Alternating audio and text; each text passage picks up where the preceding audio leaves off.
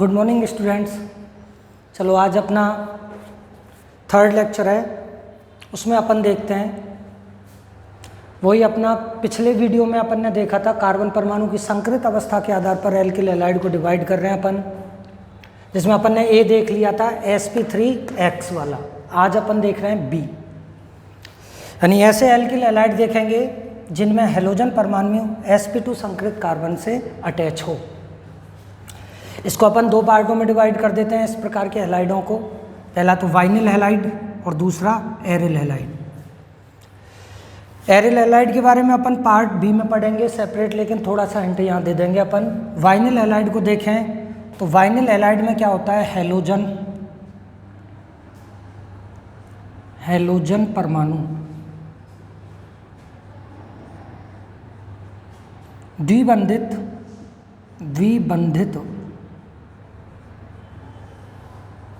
Carbon से carbon पर जुड़ा हो,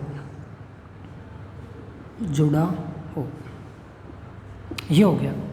द्विबंधित कार्बन से क्या है, डायरेक्ट ही हेलोजन परमाणु क्या होगा, अटैच होगा। कैसे, देखो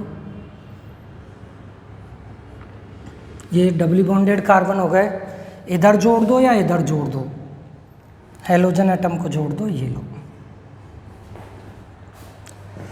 द्विबंधित कार्बन परमाणु से डायरेक्ट हेलोजन एटम अटैच हो तो वो कहलाता है वाइनिल हैलाइड। ठीक है, इसके बाद आ जाओ किस पे, एरिल हैलाइड या हेलोजन परमाणु। ध्यान रखना, हेलोजन परमाणु बेंजीन वलय से, बेंजीन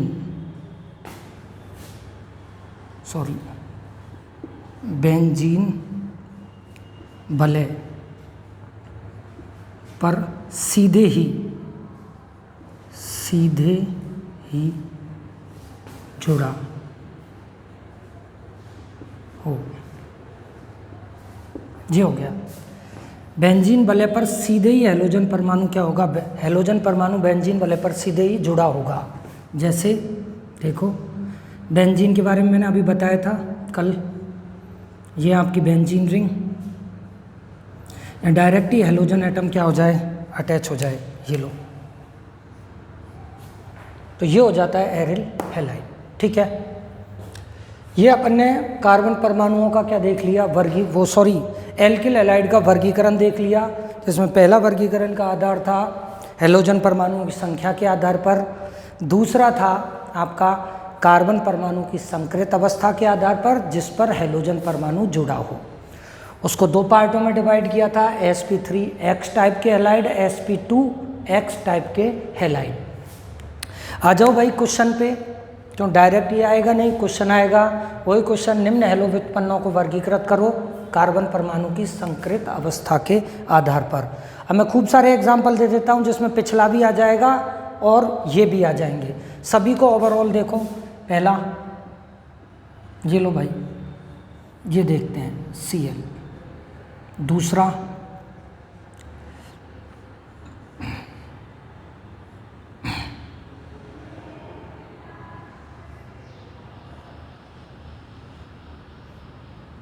Br, तीसरा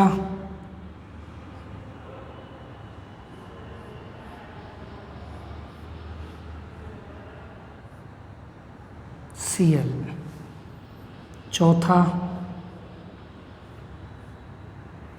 ये लो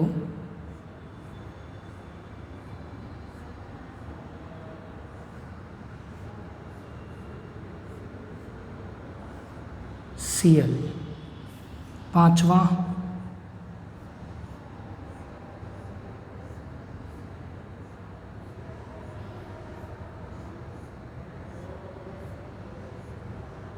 Br, छठवां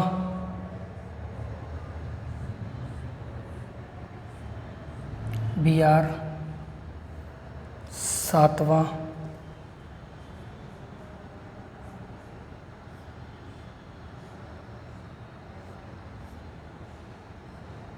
Cl, आठवां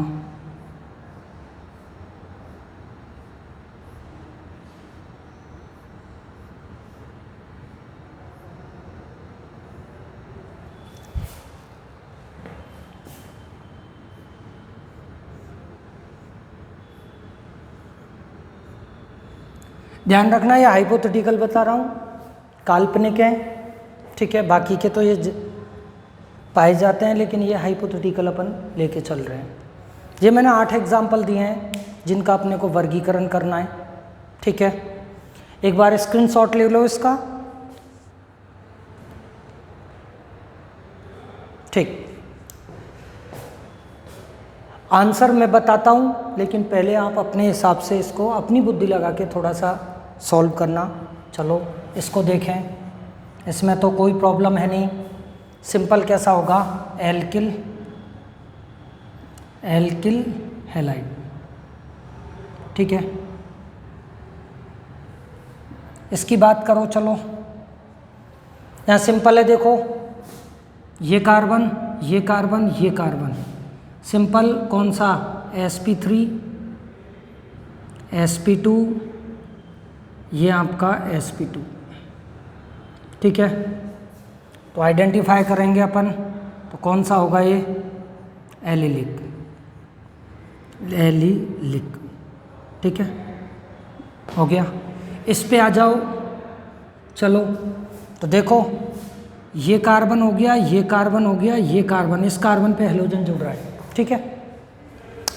कौन सी संकरण, sp2, कौन सा sp2, कौन सा sp3, तो ये बता ही रखा था मैंने, एलिलिक, ठीक है। आ जाओ नेक्स्ट, इस पे सिंपल है, हेलोजन एटम, देखो ये भी बेंजीन रिंग, ये भी बेंजीन रिंग, तो क्या हुआ, बेंजीन वाले से हेलोजन परमाणु जुड़ रहा है, तो ये हो गया आपका एरिल हैलाइड, ठीक है, हैलाइड, ठीक है। इस पे आ जाओ भाई, अच्छा है, थोड़ा सा ज़्यादा टफ नहीं है, लेकिन थोड़ा सा सोचने पे मजबूर करेगा। कैसे, देखो इसको आप जोश में आके क्या करोगे, एरिल हैलाइड बता दोगे, लेकिन जो गलत है। क्यों, एरिल हैलाइड के लिए बेंजीन वलय चाहिए। यहाँ देखो हेलोजन परमाणु इस वलय से अटैच है, ये बेंजीन नहीं है, बेंजीन वलय ये है, जबकि ये हेलोजन इस पे अटैच नहीं है, इस पे ये बेंजीन वलय नहीं है। तो आप देखो यहाँ ये कौन सा कार्बन, sp2, यहाँ कौन सा sp2, ये कौन सा sp3, तो ये हो जाएगा आपका एरिल हैलाइड, ठीक है। अब आ जाओ इस पे, सिंपल है, ये कार्बन पे हेलोजन अटैच है, तो ये क्या हुआ sp2, ये क्या हुआ sp2, तो ये हो गया आपका क्या, वाइनिल हैलाइड, ठीक। इस पे आ जाओ, देखो ये कार्बन हाइब्रिडाइजेशन पहचानो, इनका संकरण sp2, इसका संकरण sp2, तो कौन सा होगा, वही वाइनिल। आ जाओ इस पे, देखो ये बेंजीन रिंग जिससे हेलोजन अटैच है, तो ये क्या हो जाएगा आपका क्या, एरिल हैलाइड, खत्म। ये देख लो, क्वेश्चन आएगा तो ऐसे आएगा। ये अपना वर्गीकरण कंप्लीट हो गया, इसका स्क्रीनशॉट ले लो जिससे आंसर आपको मिल जाएगा। चलो ठीक, फिर अब अपन आगे बढ़ते हैं। नेक्स्ट अपना जो इंट्रोडक्शन में मैंने बताया था वो पार्ट हो गया, कौन सा, वर्गीकरण हो गया। अब अपन देखते हैं क्या, नामकरण।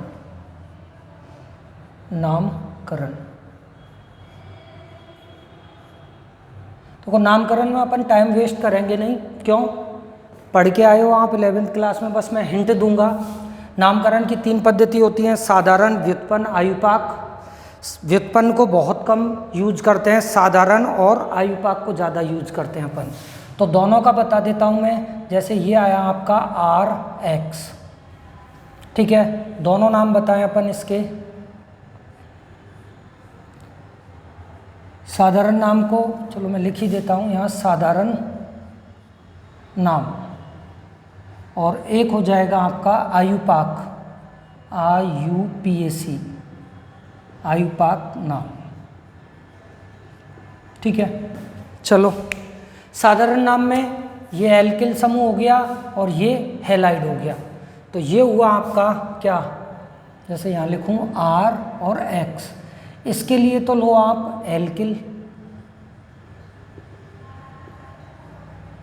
और इसके लिए लो आप हैलाइड, हैलाइड, ये लो एल्किल हैलाइड, ये तो साधारण नाम हो गया। IUPAC नाम में अपन क्या करते हैं, हेलो क्या, एल्केन, एल्केन, ये हो गया। ध्यान रखना, हिंट देता हूँ IUPAC नामकरण के लिए, किसी भी ऑर्गेनिक कंपाउंड का नामकरण IUPAC नामकरण के लिए अपन ये फॉर्मूला यूज करते हैं, पढ़ाया था मैंने, रिमाइंड करा देता हूँ। बीचों बीच में आपका मूल शब्द, मूल शब्द, मूल शब्द के जो आगे लगेंगे वो पूर्वलग्न, जो बाद में लगते हैं वो अनुलग्न। तो यहाँ होगा ये प्राथमिक अनुलग्न, इसके बाद आप जोड़ते हो किसको, द्वितीयक सेकेंडरी अनुलग्न, ये हो गया। इधर जोड़ो तो ये होगा प्राथमिक पूर्वलग्न, और प्राथमिक पूर्वलग्न से पहले लगेगा द्वितीयक पूर्वलग्न, पूर्वलग्न, ध्यान रखना। ये अपना फॉर्मूला होता है किसी भी ऑर्गेनिक कंपाउंड के आयुपाक नोमेनक्लेचर में। जल्दी से थोड़ा शॉर्ट में मैं बता देता हूँ मूल शब्द, इनके मीन्स क्या क्या हैं। द्वितीयक पूर्वलग्न किसको, प्रतिस्थापी को रिप्रेजेंट करता है, प्रतिस्थापी को दर्शाता है।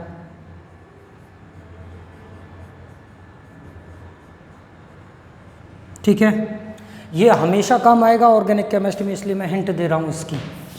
प्राथमिक पूर्वलग्न की बात करें चक्रीय यौगिकों के लिए, चक्रीय यौगिक हेतु प्रयुक्त, ठीक है, और क्या लगाते हैं, साइक्लो, साइक्लो का प्रयोग। ठीक है, आ जाओ मूल शब्द। मुख्य कार्बन श्रृंखला में, मुख्य कार्बन श्रृंखला में कार्बन परमाणु की, कार्बन परमाणुओं की संख्या को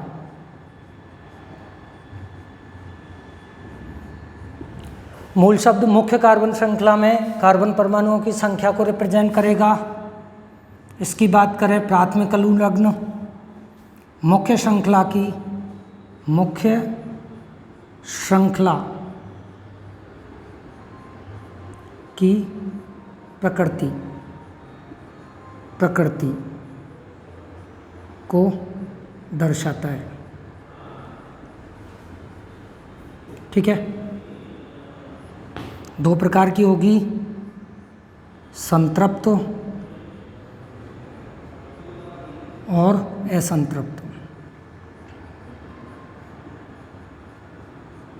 पढ़ रखा होगा, यहाँ सिंगल बॉन्ड आएगा, एकल बंध, एकल बंध है तो संतृप्त हो गई, और द्विबंध, द्विबंध या क्या जाए त्रिबंध, तो ये प्रकृति हो जाएगी असंतृप्त। द्वितीय का अनुलग्न रिप्रेजेंट करता है किसको? मुख्य क्रियात्मक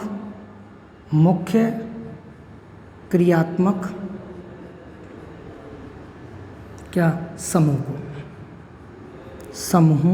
को कंप्लीट। यह आयुपाक के लिए सूत्र था जिसके मीन्स मैंने बता दिए। मुख्य क्रियात्मक समूह खूब होते हैं जिसमें आपको पढ़ाया होगा। सीनियरिटी टेबल बताई थी जिसमें 13 फंक्शनल ग्रुप थे, उनके अनुलग्न पूर्वलग्न वो बताया था, मैंने लिखाया भी था, कॉपी में देखना। प्राथमिक अनुलग्न सिंगल बॉन्ड है तो संतृप्त होगा, डबल बॉन्ड ट्रिपल बॉन्ड आ जाए तो असंतृप्त। मूल शब्द कार्बन परमाणुओं की श्रृंखला जैसे मेथेट, प्रोप, ब्यूट, पेंट, हेक्स, ये आपने पढ़ रखा है। प्राथमिक पूर्वलग्न केवल कब यूज करोगे? चक्रीय यौगिकों के लिए। और क्या यूज करोगे? साइक्लो आएगा जब अपन बता देंगे। ये प्रतिस्थापियों को रिप्रेजेंट करता है। जैसे एग्जाम्पल दे लें अपन कुछ 2-4 जो तुम्हारे उसमें, वो एग्जाम्पल देते हैं अपन, उससे और ज़्यादा क्लियर होगा अपने को। देखो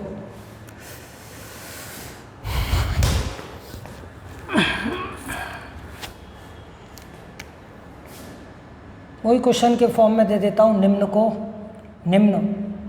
का नाम लिखो। दोनों नाम लिखने, साधारण और आयुपाक। किताब की हेल्प लेना, क्यों ज़्यादा टफ में दूंगा नहीं, वही दूंगा जो अपने सिलेबस में या किताब में है। होने को तो दुनिया भर के हैं लेकिन ज़्यादा अपने को माथापच्ची करनी है नहीं। अपना बेस 12th है तो अपन 12th को लेते हुए एग्जाम्पल देख रहे हैं। तो यहाँ मैं टेबल के फॉर्म में दे देता हूँ, इधर नाम लिखना, किताब की हेल्प लेना, ठीक है।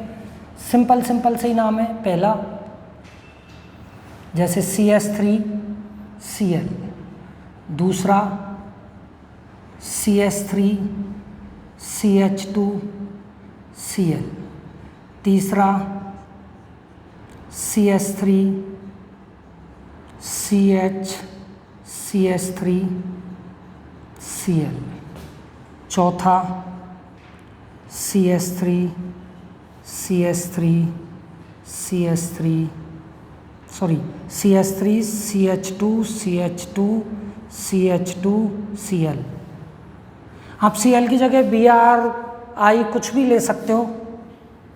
नेक्स्ट CS3CH3CH2Cl और नेक्स्ट CS3CH3CH3Cl, ठीक है।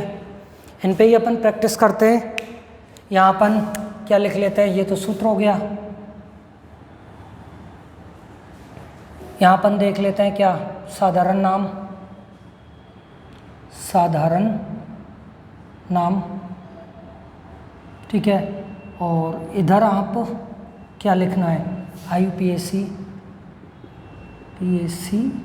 क्या नाम, ठीक है। ये लो भाई, टेबल के फॉर्म में मैंने क्वेश्चन दे दिया है, ये करना है आपको। खूब है, बेसिक है, किताब की हेल्प लेना।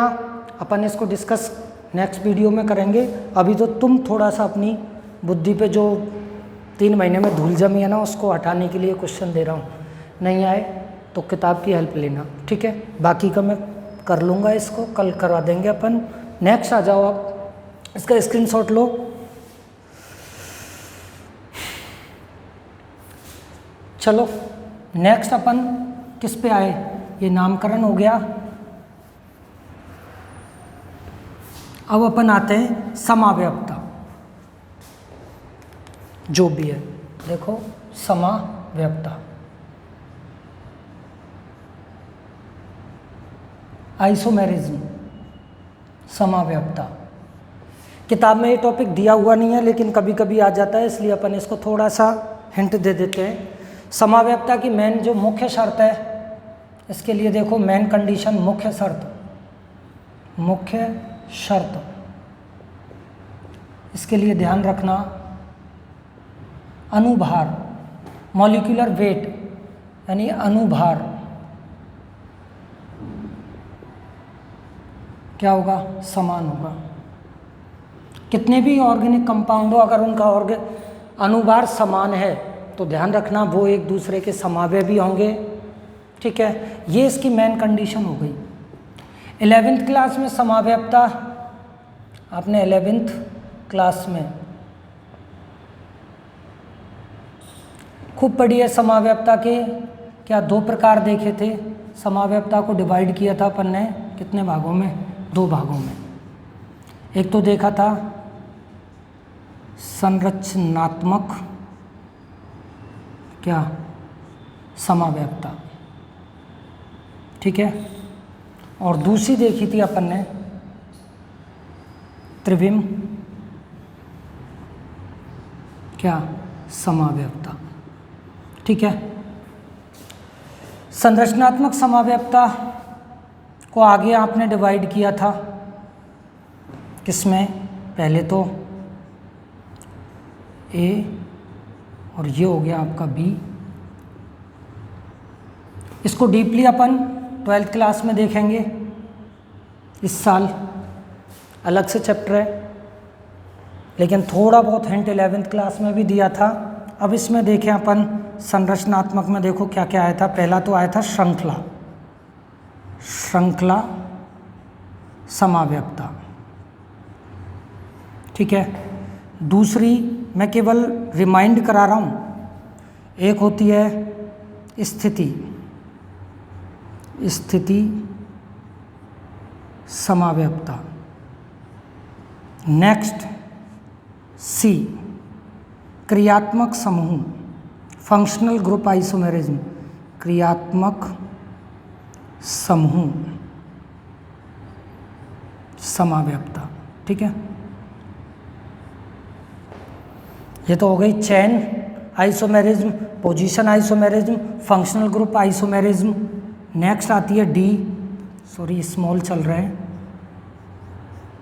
डी में अपना आ जाएगा मध्यावयवता, मध्यावयवता, मेटामेरिज्म। और नेक्स्ट ई, चलावयवता, टोटोमेरिज्म, चलावयवता।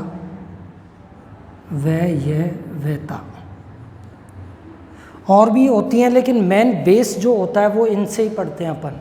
अब आ जाओ त्रिविम। त्रिविम को अपन 2 भागों में डिवाइड करते हैं। एक तो होता है संरूपण समावयवता,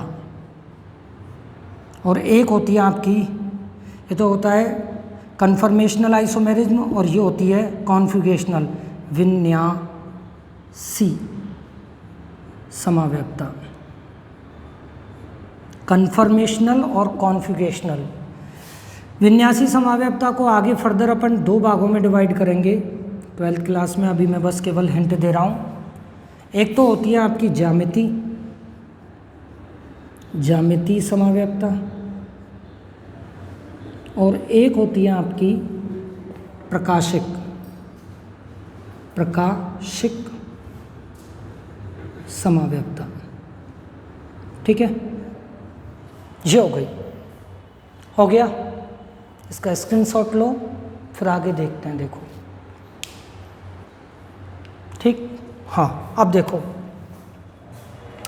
अपने को ये 2 पढ़नी है, ये 2 पढ़ाएंगे अपन। ये तो पूरा पढ़ना है चैप्टर, तो इसमें अभी टाइम वेस्ट नहीं करेंगे। एल्किल हैलाइड में 2 पढ़ लेंगे, ये होंगी नहीं। ठीक है, इन 2 को देखते हैं अपन। तो देखो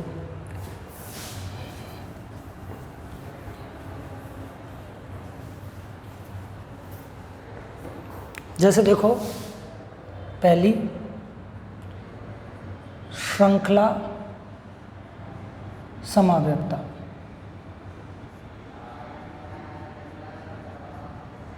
ठीक है, कंडीशन देखो, शर्त, शर्त क्या हो गई, अणुभार, तो क्या होगा, समान। ध्यान रखना, समावयवता को रिप्रेजेंट करता है समान अणुभार, और समाव्ययता के आगे जो शब्द आता है उसमें यौगिक भिन्नता दर्शाते हैं। फिर बोल रहा हूँ, समाव्ययता का मतलब है यौगिकों का अनुभार या अनुसूत्र समान होगा। समाव्ययता के आगे जो शब्द आएगा उसमें वो यौगिक भिन्नता दर्शाएंगे।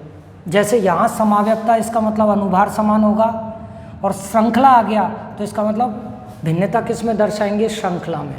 तो यहाँ शर्त हो गई अनुभार समान होगा, और श्रृंखला, मुख्य श्रृंखला में, मुख्य कार्बन श्रृंखला में क्या होगी, भिन्नता। ठीक है, ये होगी। जैसे क्वेश्चन दें अपन या एग्जाम्पल ही ले लें। क्वेश्चन आता है, अपन दे दें श्रृंखला के लिए C4H9Cl अनुसूत्र के या यौगिक के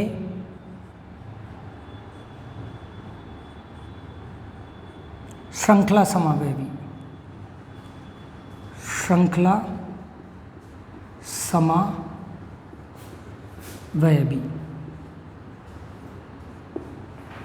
ठीक है, देखें तो यहाँ सिंपल सी बात है, कितने भी यौगिक लिखो, बस कार्बन श्रृंखला में क्या होगी, भिन्नता होगी। कैसे, जैसे देखो लिखने का तरीका, 4 कार्बन है तो 1 2 3 4, क्लोरीन है, ये लो भाई यहाँ जोड़ लो। दूसरा कैसे लिख सकते हो, ध्यान रखना मुख्य कार्बन श्रृंखला 4 की है यहाँ। ठीक है, अंकन आप जानते हो, जिधर से क्रियात्मक समूह पास पड़े उधर से करते हैं, इतना जानते ही हो। अब इसका जो समावयवी ढूंढोगे उसमें कार्बन मुख्य श्रृंखला में 4 ही होंगे। तो अब श्रृंखला में जो कार्बन यहाँ तो 4 हैं, लेकिन अब जो नेक्स्ट कंपाउंड होगा उसमें तो ओवरऑल कार्बन तो 4 होंगे, लेकिन श्रृंखला 4 की नहीं होगी, कम की होगी, ज़्यादा की तो हो नहीं सकती, तो कम की होगी। तो कैसे बनाएं, देखो कैसे लिख सकते हैं, 1 2 3 4 Cl, ये लिख सकते हो। तो यहाँ देखो मुख्य श्रृंखला कितने कार्बन की हो गई, ये हो गई मुख्य कार्बन श्रृंखला। अंकन के दर से जिधर से क्रियात्मक समूह क्या पड़े या प्रतिस्थापी पास पड़े 2 3। इसके अलावा और कोई भी दिमाग में आए तो उसको लिखना, लेकिन अंकन सही ढंग से करना। अगर 2 यौगिकों के IUPAC नाम सेम आ रहे हैं तो इसका मतलब ये है आपके देखने में डिफरेंस है, या आपके नज़रिया आपका अलग है, लेकिन आपका देखने का नज़रिया अलग है, लेकिन वो कंपाउंड एक ही है, अगर IUPAC नाम सेम आ रहे हैं तो। ठीक है, अब इनका नाम लिख लो। देखो IUPAC नाम लिखना, समाव्ययता में कोई प्रॉब्लम नहीं आएगी। जैसे यहाँ देखो, इसका हो गया 1 क्लोरो, ठीक है, ये तो प्रतिस्थापी हो गया, प्लस मूल शब्द के लिए 4 कार्बन ब्यूट, प्लस श्रृंखला में केवल सिंगल बॉन्ड है तो क्या लगाओगे, एन। क्रियात्मक समूह है नहीं तो अपन कुछ नहीं लगाते। ठीक है, वो फॉर्मूला बताया था, उस फॉर्मूले में ये तो हो गया प्राथमिक पूर्वलग्न, प्राथमिक पूर्वलग्न। चक्रीय यौगिक है नहीं तो द्वितीयक पूर्वलग्न ये हो गया। चक्रीय यौगिक है नहीं तो प्राथमिक पूर्वलग्न होगा नहीं। ये आपका मूल शब्द हो गया, मूल शब्द। और ये क्या हो गया आपका 1 डिग्री अनुलग्न, अनुलग्न। कंबाइंड कर दो, क्या आ जाएगा ओवरऑल 1 क्लोरो ब्यूटेन। ठीक है, यह आयुपाक नेम हो गया इसका। इसकी बात करें, चलो देखो ये CH3 तो ये मैथिल हो गया, तो 2 मैथिल प्लस मुख्य कार्बन श्रृंखला 3 की, तो 3 के लिए प्रॉप, 1 क्लोरो, सॉरी 2 प्रतिस्थापी हो गए यहाँ, एक तो ये हो गया और एक ये हो गया। कौन कौन से, 1 पे क्लोरो, 2 पे मैथिल। क्लोरो का C पहले आता है तो 1 क्लोरो, फिर 2 मेथिल प्लस 3 कार्बन के लिए प्रोप प्लस एन। तो यहाँ ओवरऑल जो नाम होगा क्या हो जाएगा, ये हो जाएगा आपका 1 क्लोरो 2 मेथिल और क्या प्रोपेन। बस ये ध्यान रखना, यही एग्जाम्पल अगर एग्ज़ाम में आएगा तो यही आएगा, इस तरह से दे देगा और उसके दोनों समावेशी पूछ लेगा। यहाँ देख लो, ब्यूट यानी 4 कार्बन, प्रोप यानी 3 कार्बन।